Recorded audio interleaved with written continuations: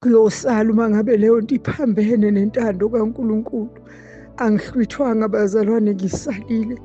Ngasaliswa ukuthi bengidla ishephisi. Ngifuna ukunitshela iqiniso, ishephisi bengiyidla ngiyithanda kodwa ngisayidli. Mhlampe nginenyanga noma 2 months ngiyiyekile. Ngakhuzwa nje umntwana, ntombazanyana nje mhlampe unabo 25, 24, umntwana kamakhelwane. Uyangazi ukuthi ngiyashumayela, athi kimi engibona ngidla ishephisi, wathi gogo ungayidli ishephisi wena ngoba uyashumayela. Ngathi mina inani? Wathi ishephisi into yeyifebe. Wathi laba omahosha mabedla ishephisi bathanda ukuyiqhumisa, iyenza ukuthi amadoda abheke ngakubo. Wathi ishephisi into yeyifebe. Bazalwane, ngamangala ngikhuzwa umntwana. Ngayiyeka ngalelo langa, ngayikhipha ngaso leso sikhathi, ngayilahla ngoba ngangingazi. Ngayilahla ngisayidla ishephisi, kodwa ephusheni ngiphuphe ngisala ngidla ishephisi.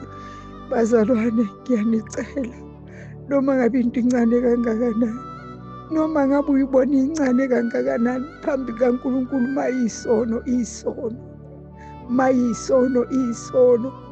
Kubiza ukudela konke, noma ngabe ukubona kukuncane kodwa kudele, noma ngabe ukuthanda kanjani kudele. Hayi, kubuhlungu bazalwane ukusala ubone abantu bekhuphuka, ubabone and bebengandizi, bebekhuphuka straight. Uma ubona umuntu emile bebekhuphuka straight, bevele behambe nje uJesu mekhomba kube ngathi bayakhuphuka nje, bakhuphuka ba-straight. Siyababona bekhuphuka kodwa sibaboni ukuthi bangena kuphi, baphelela kuphi. Kodwa into ebizwakala inhlokoma ebisezulwini. Kodwa kungizwisa ubuhlungu kakhulu isililo sethu thina besisele emhlabeni. Angaze ngiyibone into enje.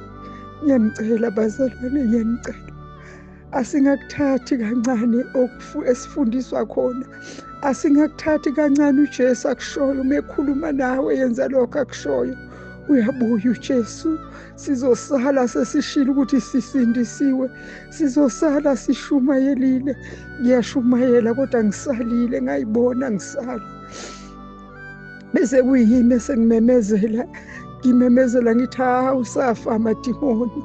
Zavuka iy'mfundiso kaBaba uSibiya, bese ngimemezela lokho ngithi usafa amadimoni. Nkosi yami, sizoba yini?